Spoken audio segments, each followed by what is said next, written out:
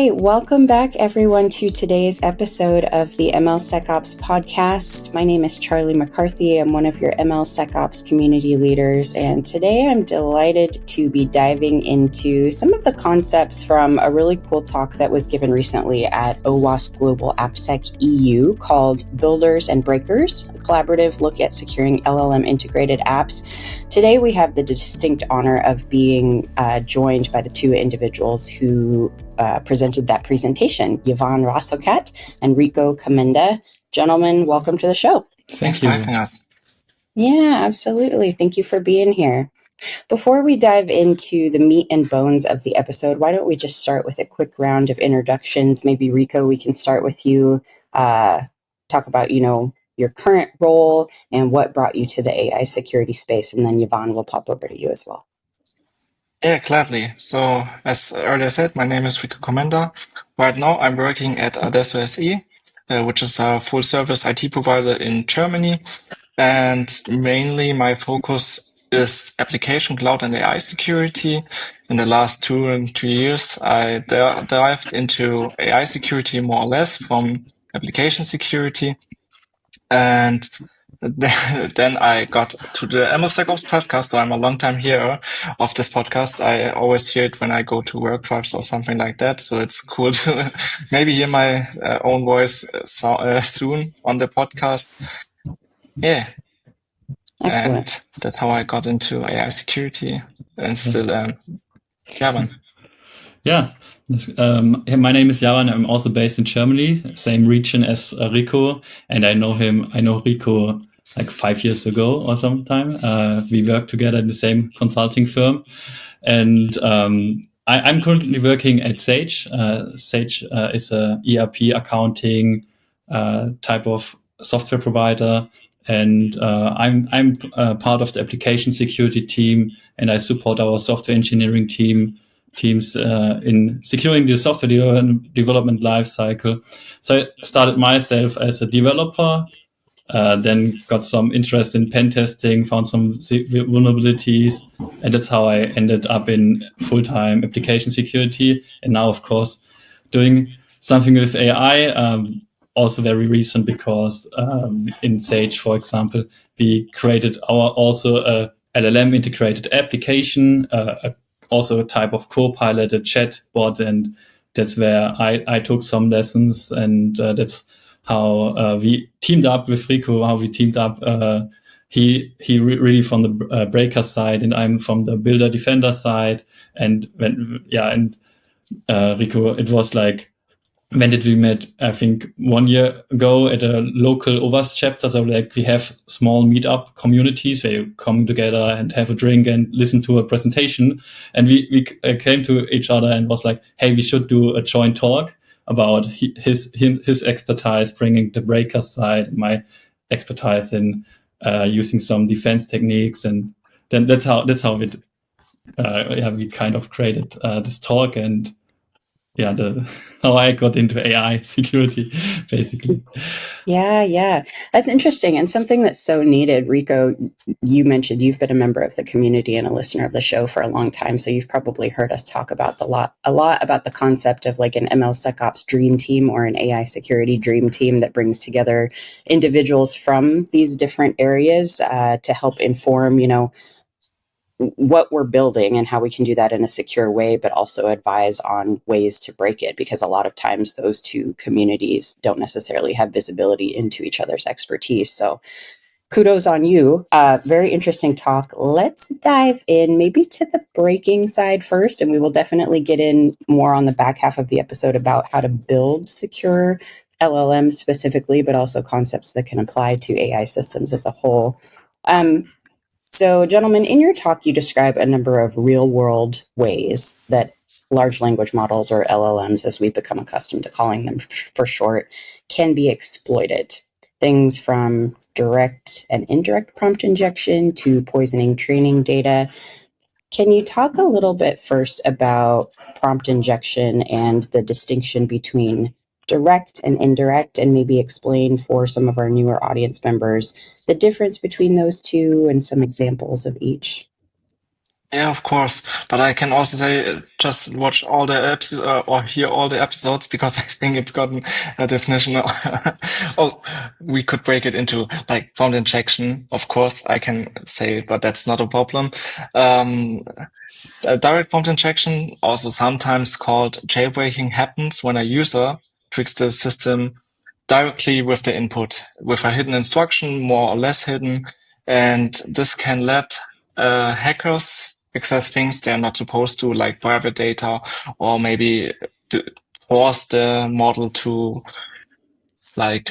force a harmful answer, maybe also hallucination, which could damage the reputation of a company or things like that. Indirect prompt injection happens when the AI reads information from outside the source, like not the input. Maybe it's getting the information from a website, from a blog post or something like that. And inside the message in like the blog post, for example, there could be hidden instruction when it's getting searched. And then the model takes action on the information it's getting from another source. As long as the AI can read them, they can still work, but it could be unseen for us as an user. Javan, do you want to add something? Yeah, I want to add something because I'm coming from the application security side now, because now we have prompt injection, a new vulnerability type, and I've been dealing for years with SQL injection, which if someone knows SQL injection, then it's just like we started to mix commands like the SQL query with user input, and that where the potential injection happens. And to give a more concrete example from Rico, is like imagine you have a user input which tells in the prompt to the model, tells the model to ignore all previous instruction and do something else instead. So this was like this is now the nowadays injection type of which is happening. And previously with SQL injection, it was like adding additional queries, trying to extract database information from the database. And this will be later, we will discuss this a bit when we look at defensing, because both concepts are similar. It's both injection. I would be interested to get the take from both of you related to prompt injection and indirect prompt injection, or jailbreaking specifically. I think the industry is still moving toward trying to standardize our definitions of some of these types of attacks. Like we've had guests, people in the community refer to prompt injection and jailbreak interchangeably. Some people have said that they are different. Whatever we're calling any of this, I think we're still moving toward, like I said, standardized definition. But in terms of the attacks themselves, including maybe poisoning of trained data, what's your comment on how abundant these attacks are out in the wild, or how big of a problem they actually are? Would you consider them to be more theoretical or academic, or is this something that you're seeing out in the wild more and more often at this point? I would like to start. So what I noticed is, like 1 year ago or 2 years ago when this became a big topic, the severity of a prompt injection was I think it was a medium type of vulnerability. And what I noticed, like also if I look into the bug bounty programs, the bug bounty programs for AI red teaming from HackerOne, or from there's one from Mozilla, Odin. When I look at how they rate it nowadays, is it's just a prompt injection is just a low severity. So previously it has a different severity. So it's like we can't really mitigate it, so we kind of started accepting it.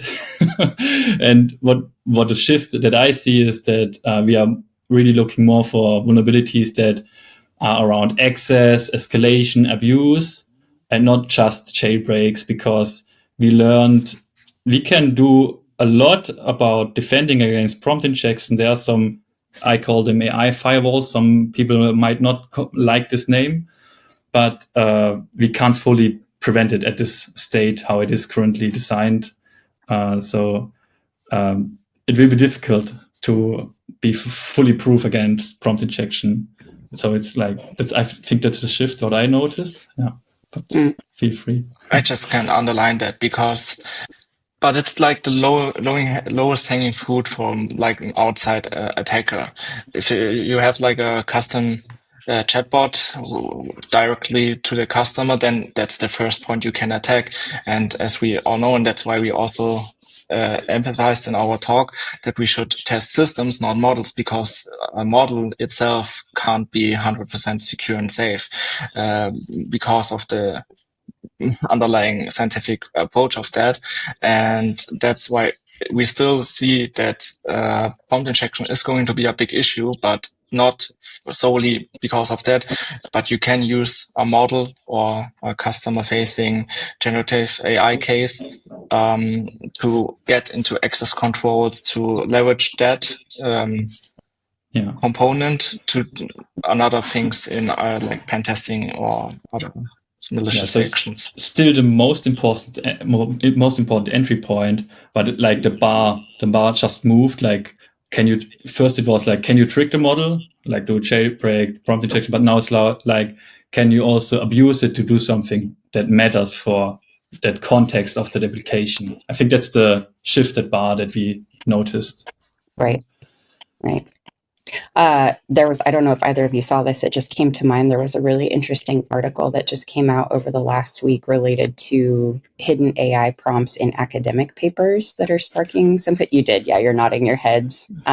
Just really interesting. I think it's going to be a strange year as we see more and more, what unfolds.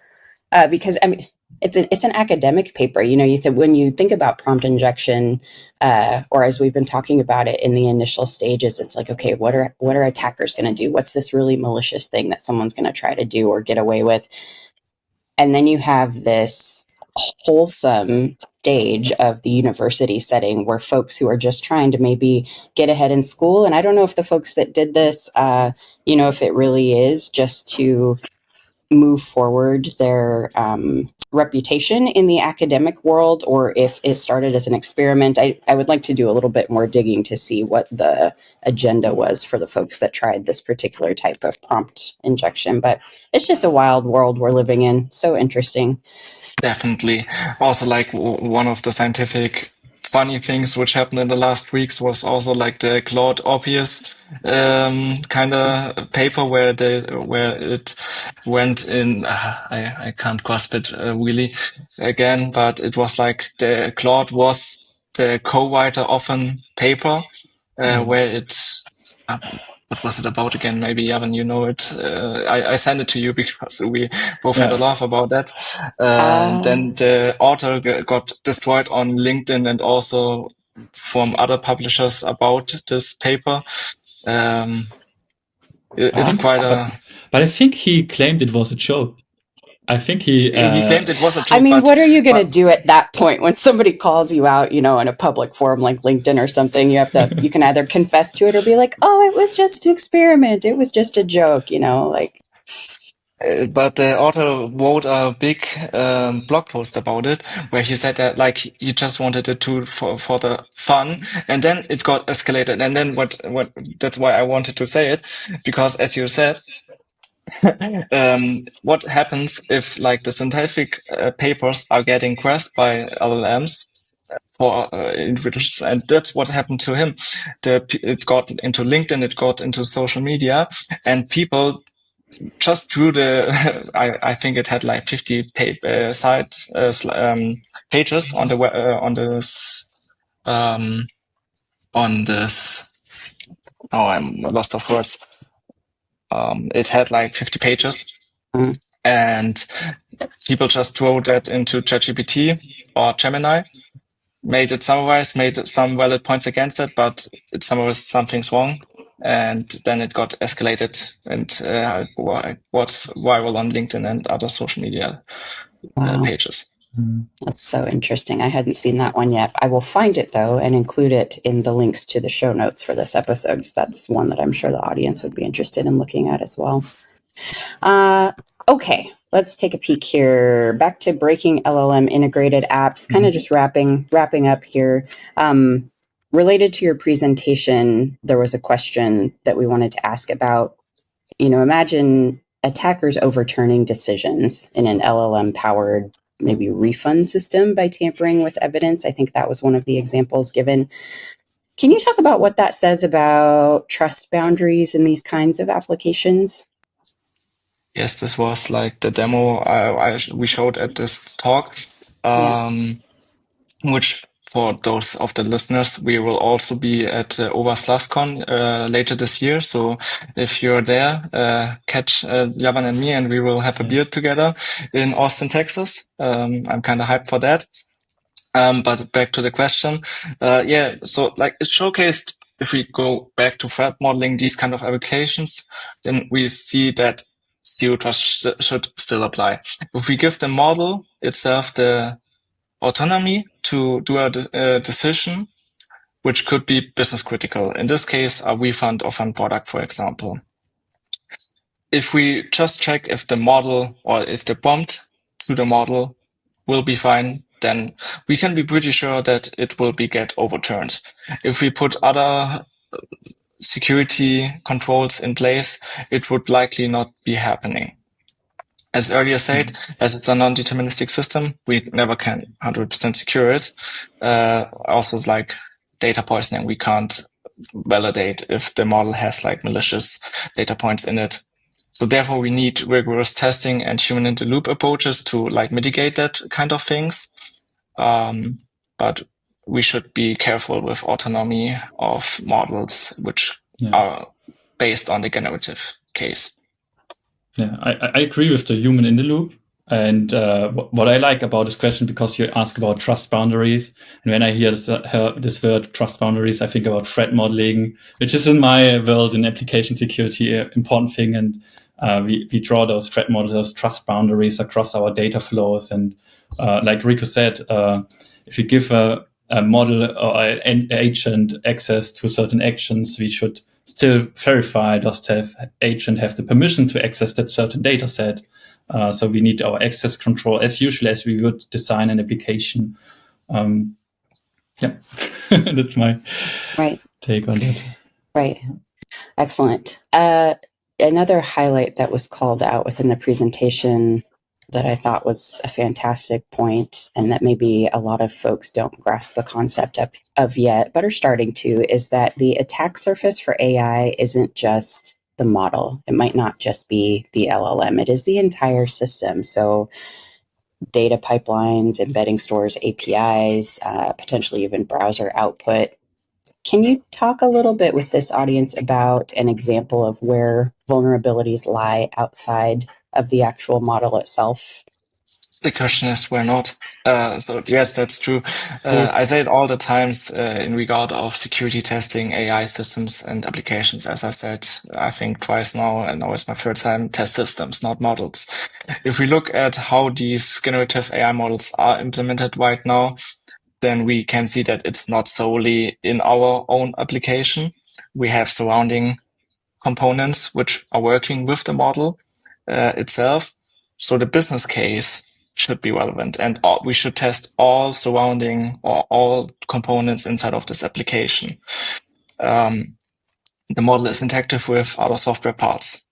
We could say we use an API, we use a backend which is based on maybe Python, maybe Java, maybe on .NET. But also, like if you look from the outside perspective, what can I see? There's still a web page, a website. This could have some flaws in it. We could look into, maybe we have an integration to an inference. What can we do there? We could also look into like the internal perspective in regards like software development lifecycle and architectures of software. We have a vector database. What is happening there? We have data pipelines.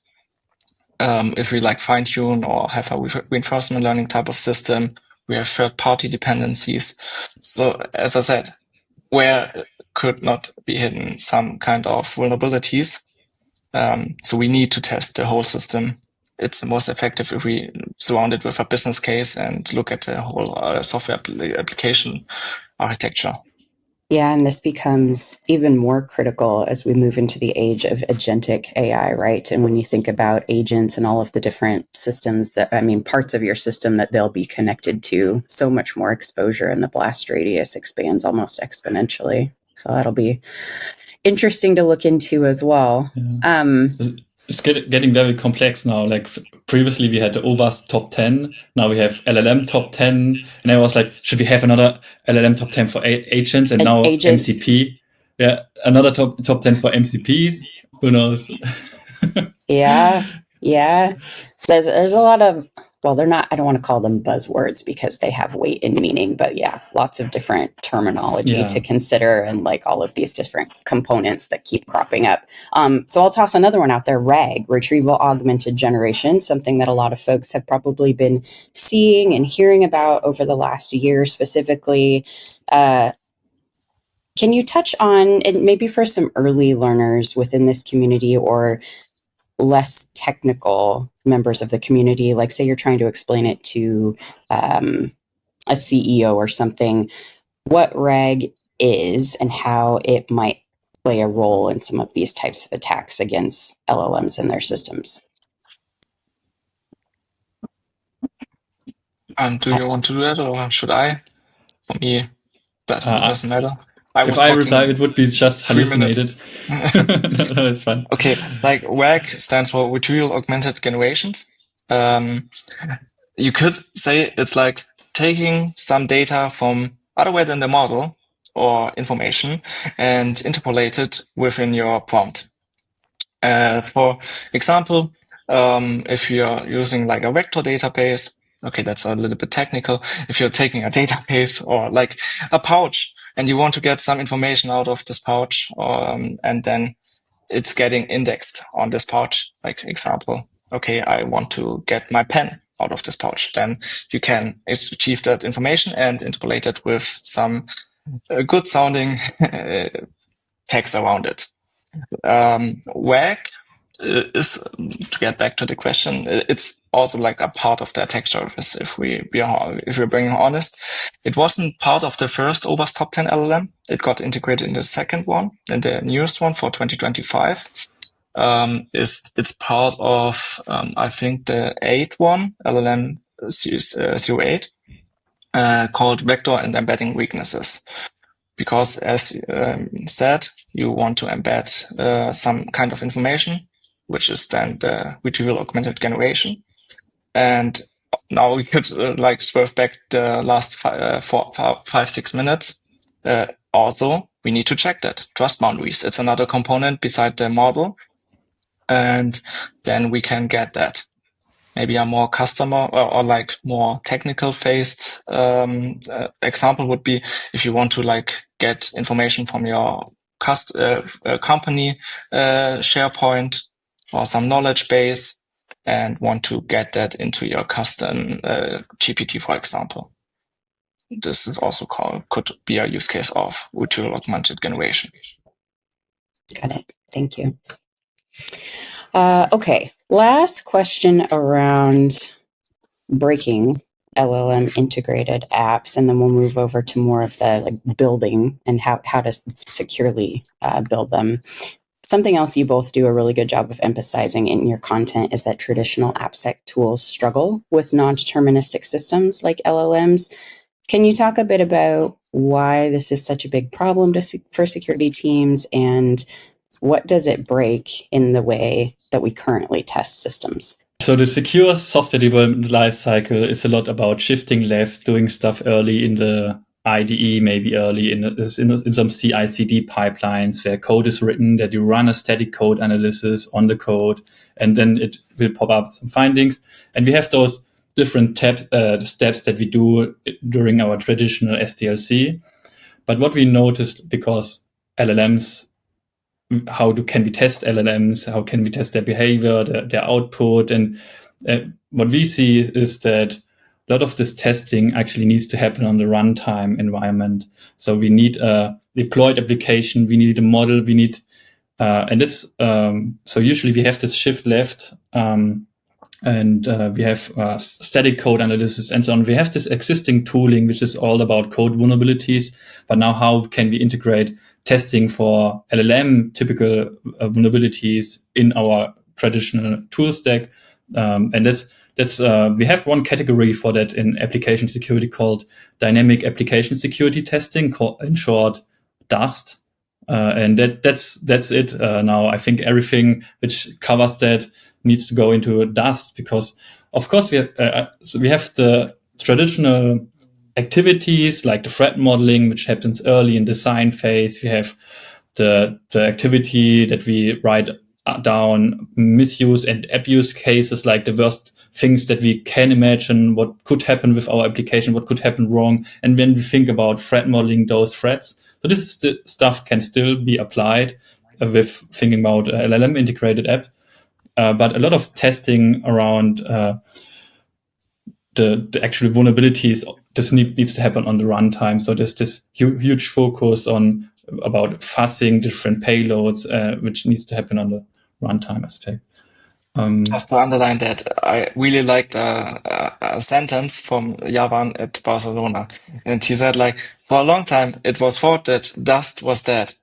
But yes. exactly with that, now with like generative AI components, it's getting alive again, because now we can use this kind of one-time application security testing and use that kind of tools we already have and use it for a now really, really good use case.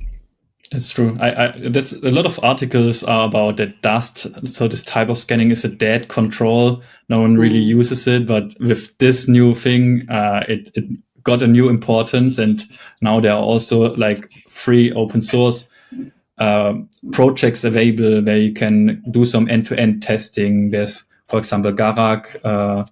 I think CheeseGuard is another one, which is all about testing or scanning the LLM for those scanning in terms of sending different payloads to see the behavior.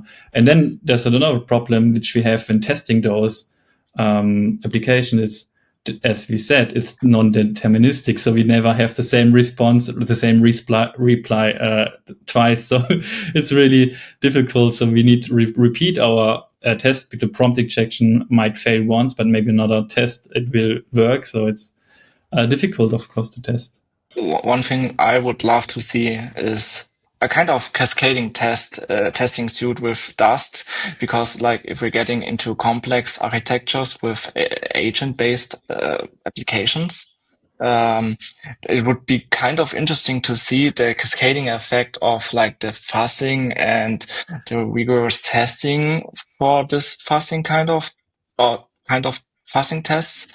So this will be a next topic, and I think with that, I have my next thing I will dive deep dive into. And I was going to say, it sounds like you have a project now. Yeah, I have a project now. So if any of the listeners has interest in that, just ping me on LinkedIn or MLSecOps Slack. Yeah, I would love to. That sounds really, really cool. And an excellent transition into our next topic. Well done, Rico. Yeah, if we talk a little bit more about building secure LLM apps and specifically diving into like developer responsibilities and AppSec mindset. I know, Javan, you talked about it. Brings you back to thinking about threat modeling, some of the things that we do when we shift left on the front side as these systems are being built. You both have emphasized shared responsibility when it comes to building secure LLM systems. So that could include developers, platform engineers, and even thinking about the end users. AppSec basics obviously still really apply in this situation, but can you talk more about it, what it looks like in context? So maybe start with talking about documentation, how you see the roles of developers evolving when it comes to securing these systems. Yeah, happy to take this one first. So there's a big document from Meta actually about a shared responsibility. So they call this document Meta's developer responsibilities.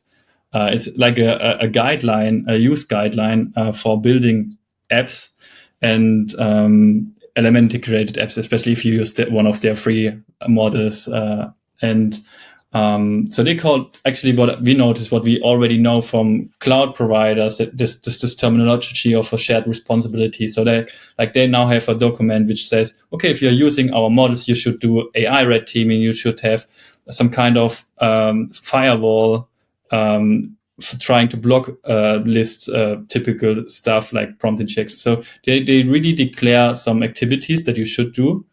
And this is interesting because now let's take a look at OpenAI, for example, because OpenAI has what they call this in their documentation OpenAI safety best practices, and there's also similar. They also mention you should do AI red teaming on your application.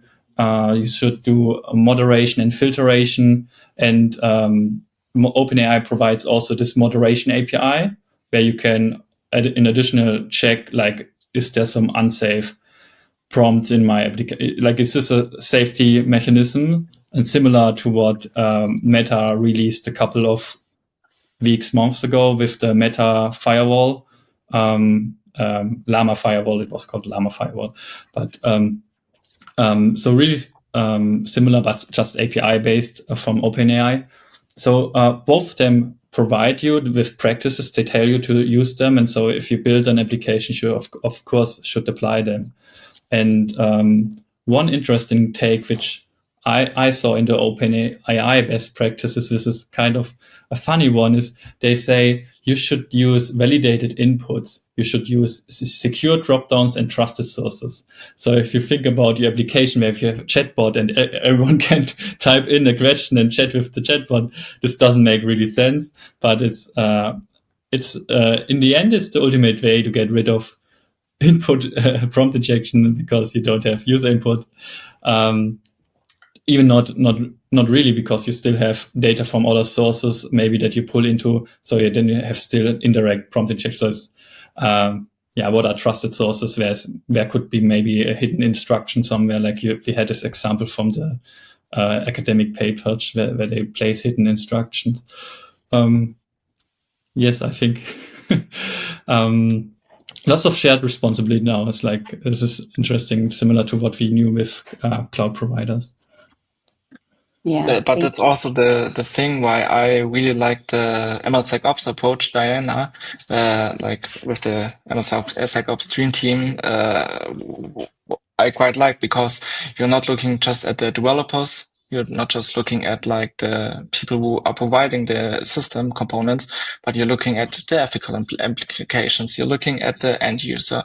You're looking into how all of those people inside of a company and the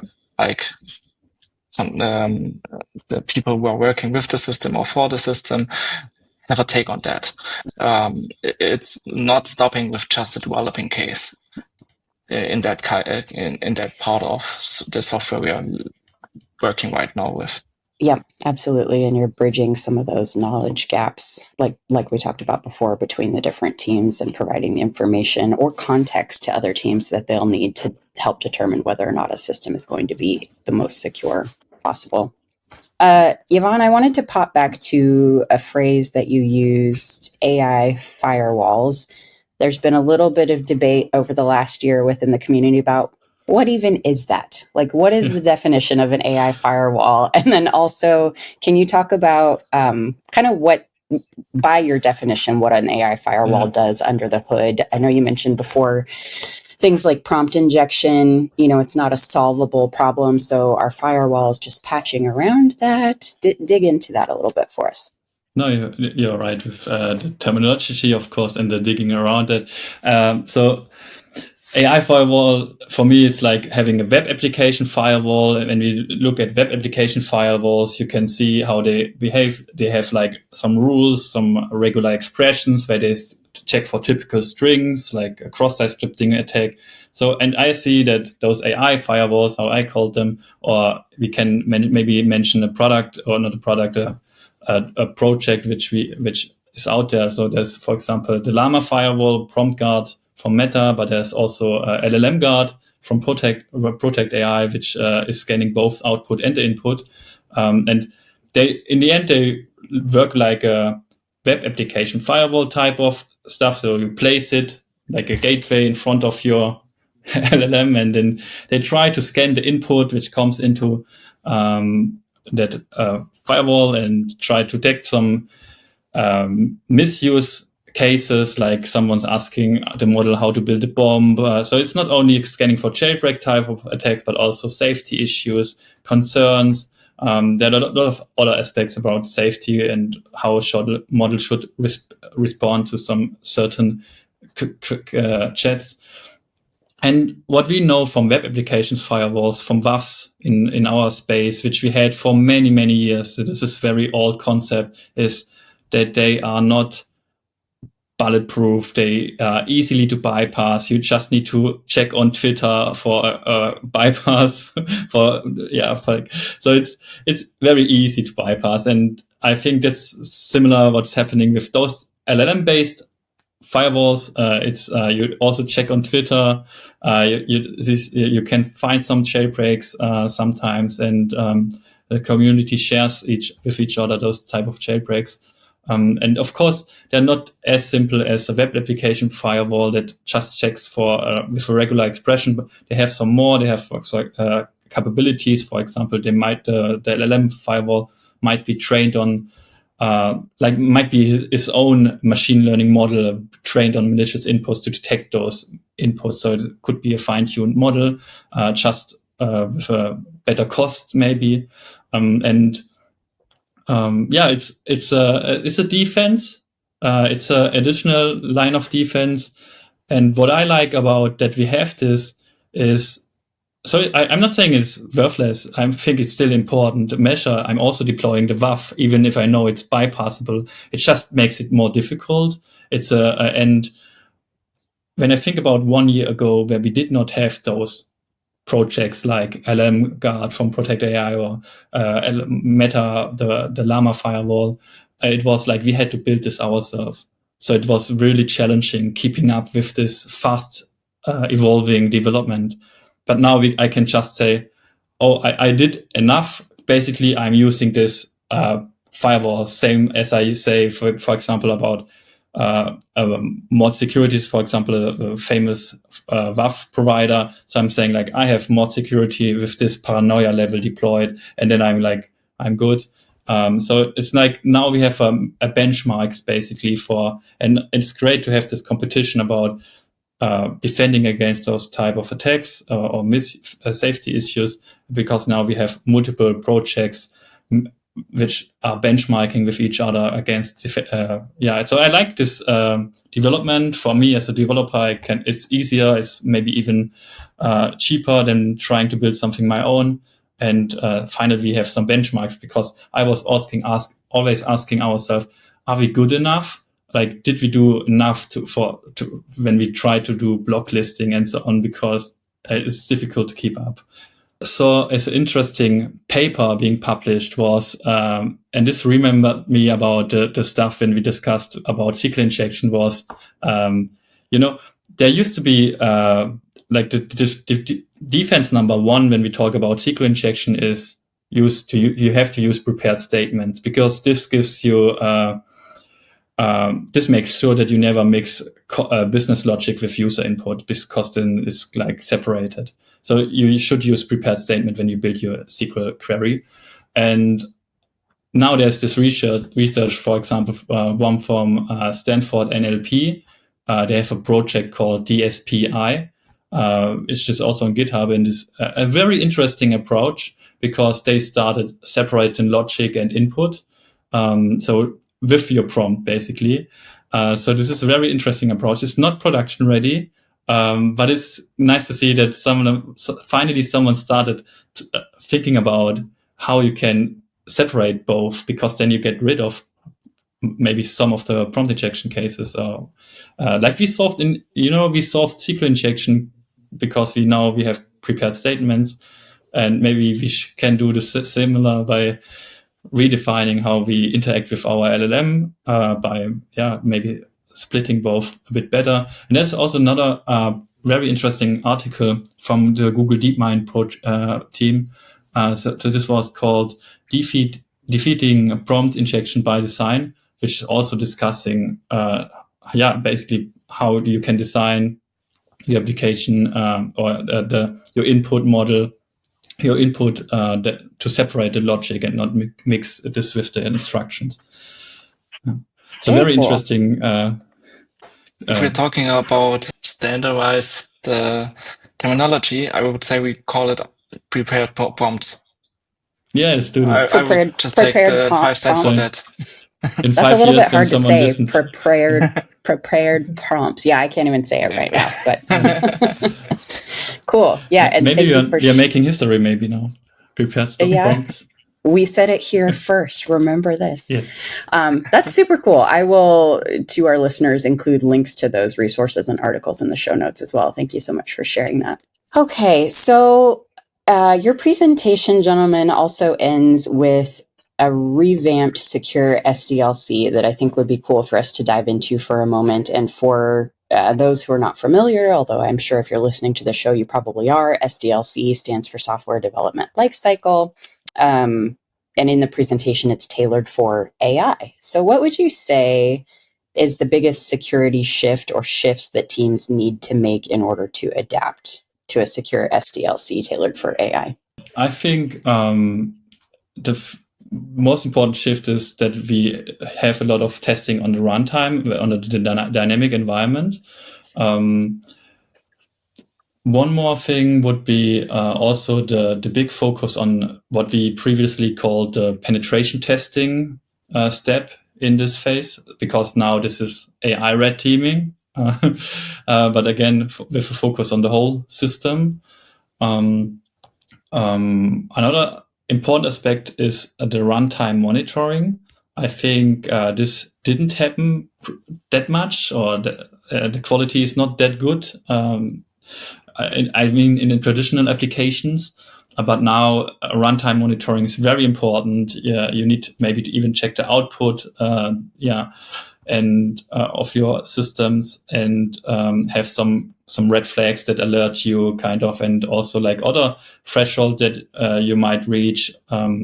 Maybe also costs because it's very expensive sometimes. So rate limiting I think that the runtime aspect and monitoring is a very big shift. Rico, do you think anything else? No, I think you said it pretty well. I think AppSec, as earlier said by Javan, said in last year's shift left. I think we are moving now to shift up or shift right, because we are looking into the whole system again, and not just like the developer accuracy or the developer responsibilities, which would be the first case in traditional application development. But right now, as we have like reinforcement learning type of systems and like dynamic field for these applications, we need to shift more about the whole system and interact with it in real time. That's what, Javan, you said it really, really good. One-time monitoring, one-time scans, one-time tests. I think this summarizes it pretty well. Yeah. You also alluded to the idea, Javan, that the industry has moved toward the adoption of the phrase AI red teaming in substitution of what we may have called traditional penetration testing in the past. And I am curious, that's another hotly debated term that has been over the last year within the community. Do you agree with many of the definitions you've been hearing for what AI red teaming is, or would you like to add any fresh perspective? I mean, talk a little bit about that. Like, what is AI red teaming to you? Yeah, that's interesting, because it's already a standardized term, because basically OpenAI is using this term in their safety practices. Meta is using this in their developers guideline. So it's like, now I would finish this debate and say we already agree there is new activity called AI red teaming. I think it was firstly introduced by some bill in the US, right? I think there was like one bill in the US which said, okay, it's called AI red teaming. Then every company jumped on that and called it AI red teaming. Yeah. But when you ask me about the difference between the traditional pen testing, I'm struggling, because for me it's when I look at the results that we see from bug bounty reports, for example, they are really similar to any other findings that we usually get from any other type of testing. Like in the end, for example, thinking about one example which I saw in the news, it was GitLab Duo, also like a chatbot for your code repository by GitLab. So they had a vulnerability. Of course, prompt injection was the entry point, but in the end, the exploit happened with a HTML type of injection, and you can see this mix of our traditional vulnerabilities that we have in our checklist for penetration tests, and so it's for me it's maybe sometimes interchangeable also. It's just maybe if I have a application where I know it's specific about it just integrated with LLM, then I'm just asking for experts which have some experience with testing AI systems, which know about jailbreaks and so on. So it's maybe getting the right testers with the knowledge about how AI systems behave, but not about this testing methodology.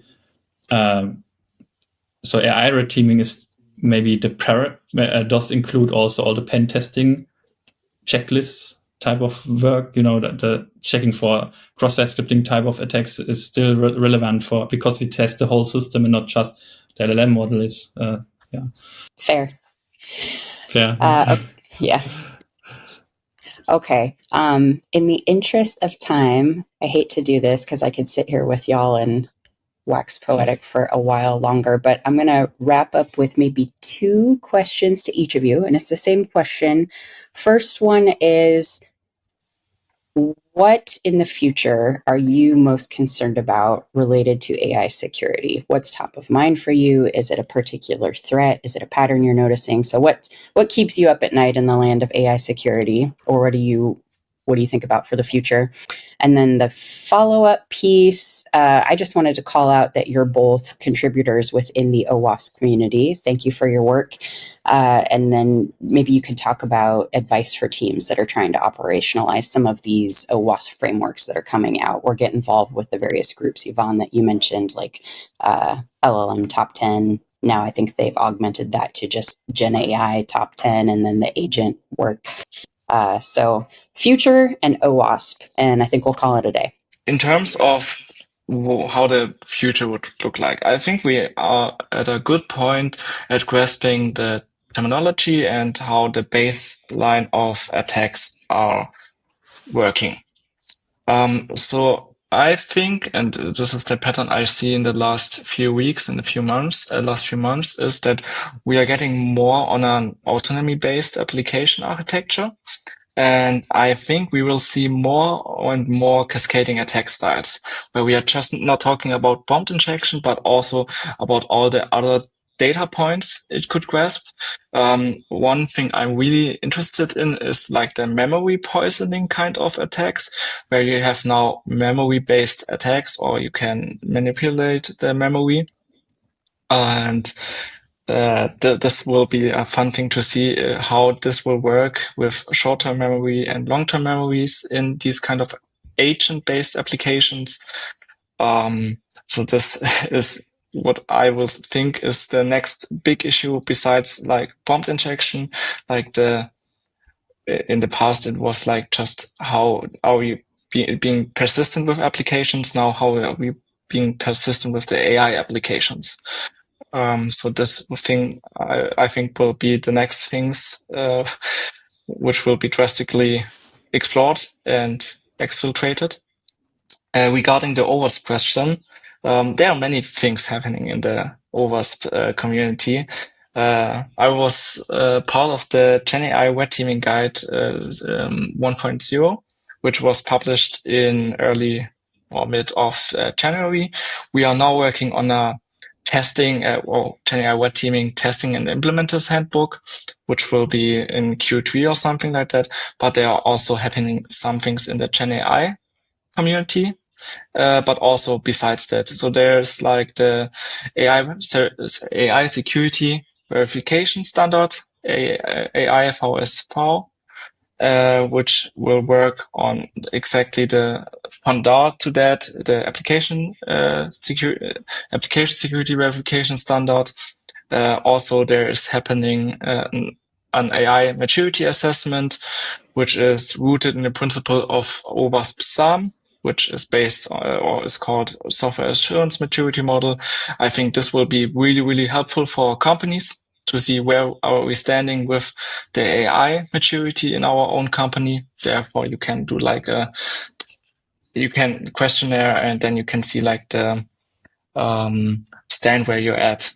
Like maybe I forgot the English word, Reifegrad.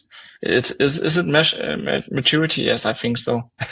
And also pretty published, or in the works of being published, is the AI vulnerability scoring system, which is also led by one of the people who were in the MLSecOps podcast, Ken Huang, and which will also have a great impact into the AI security landscape. So I'm looking forward what's still happening there, but it will be pretty heavily in Q3 and Q4, which is going to be published and can be used for personal or company-based uses. I think, Rico, you covered all of the contributions and developments in anything that is happening. So I will just do my concerns then. And my concerns right now is what we spoke about previously is also like previously in the early days, everything was kind of a security issue, prompt injection, extraction, some jailbreaks. But now we always think about, is there actually exploitable? Is there harm? Is there, what's the impact on us? So we kind of accepted some trade-offs because we haven't really solved the issue, the prompt leaks, the leaked system prompts. We haven't solved this type of issue. We just reclassified them, maybe changed the severity type of them. So this is my concern, that we are spending our focus. I wish we would focus a bit around that research which is happening right now, and it's the more difficult part. And obviously, those this other stuff was like the LM firewall type of application was easier to build before solving the root cause. But I hope that in the future we finally find a way to solve those issues by design, and then that we not have to reclassify stuff instead. Makes sense. Okay, well, I can't thank both of you enough for being here today. Really, it was an honor and a pleasure to dive into some of your research, tip of the iceberg, I'm sure. Hopefully we get to have you back in the future to talk more. As I mentioned, we will have show notes for the show. What's the best means of contact for folks that would like to get in touch with you to learn more? Is it LinkedIn? For me, it's LinkedIn. Yeah, both of us, LinkedIn. But also, as we are in the MLSecOps community, you can also message me on the MLSecOps Slack channel. Fabulous. Yes. All right. To all of our audience members, thank you so much for being here. You make this show and you make it a thriving community. Thank you again to our guests and our show sponsor, Protect AI. And we will see you all next time.